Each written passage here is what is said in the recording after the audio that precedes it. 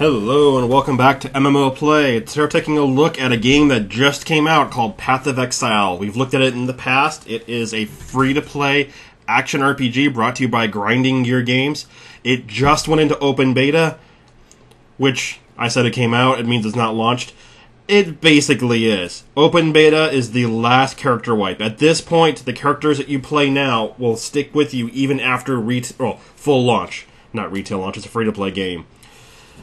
So, if you play now, you go download, you don't need to get invited or anything, you don't need to kickstart, nothing like that. You just get in for free, and you play, and your character stays with you. So, head on over. Also, there's been many changes. You can see Chaos Inoculation, a really popular keystone passive for witches, has been nerfed, a lot of people would say, altered.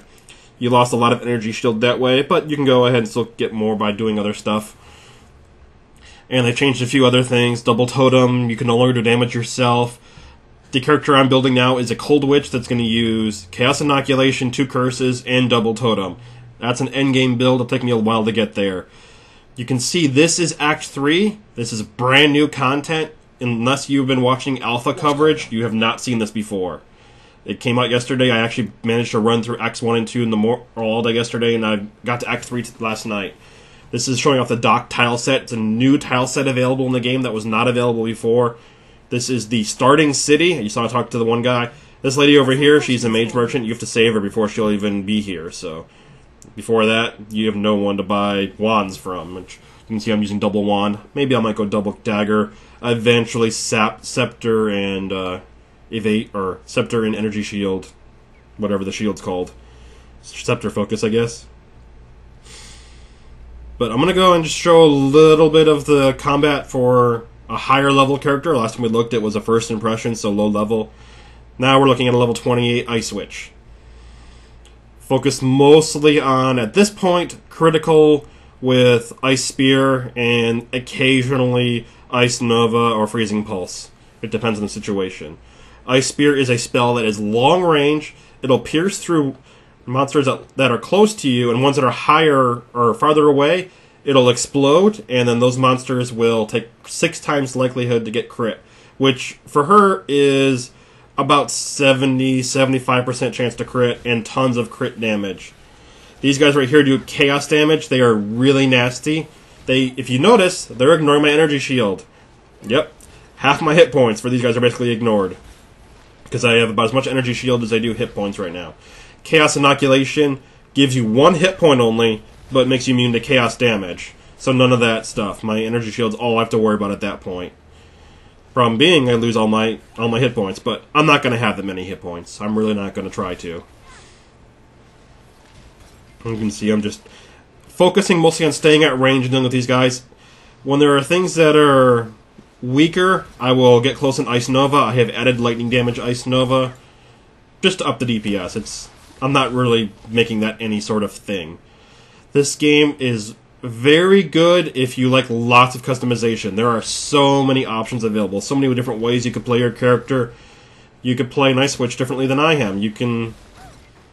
I'm going to go for crit into double curse so I can have lots of elemental damage and crits, and eventually into double totem. Totems do my work for me. You could just be a straight up nuker. You could be Chaos Inoculation, tons of energy shield as a tank, or you could go Eldritch Battery, which converts all of your energy shield into mana, and then get lots of hit points. There's just so many different ways you could play. That's the same class, by the way. There are 6 classes in this game. It is a very good free-to-play game. There are microtransactions. They're all for looks. Their only exception are increased stash size, increased character slots. Other than that, everything is all about just the way you look. It's changing the way some of your armor looks, giving different pets. I think you can change some of the effects for your spells. I was in the Kickstarting campaign, so I got a Kiwi pet. I think there are other pets you can get now. You can see I got a couple of yellows. I'll ID those in a second.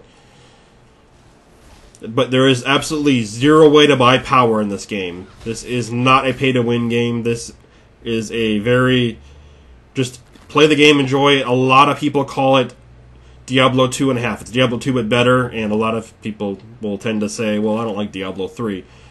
I'm not going to get into that debate. I think between Diablo 3, this game, and Torchlight 2, they all have their merits. They're all slightly different specializations. This one is all about customization and creating something really in-depth and detailed, whereas Diablo is more about really crisp combat, an interesting story, nice voice acting, and Torchlight is... that's a modding game.